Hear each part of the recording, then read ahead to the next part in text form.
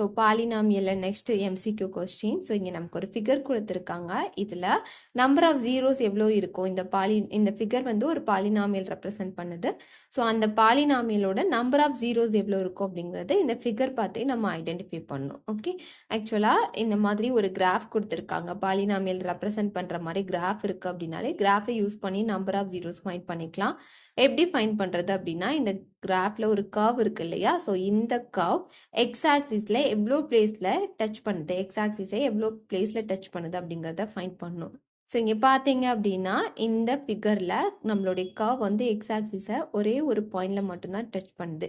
So எத்தனை பாயிண்ட்ஸில் touch பண்ணுதோ அவ்வளோ ஜீரோஸ் இருக்கும். இங்கே நமக்கு ஒன்லி ஒன் பாயிண்டில் டச் பண்ணுறதுனால number of zeros of the polynomial is nothing but 1.